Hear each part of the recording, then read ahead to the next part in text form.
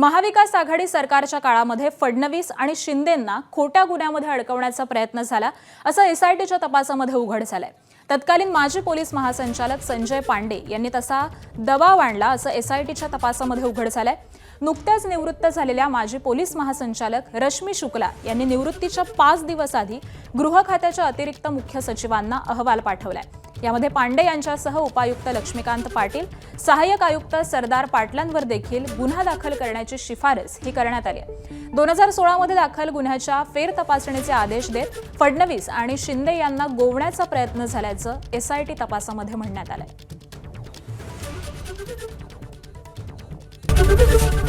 ABP माझा, उघडा डोळे बघा नीट।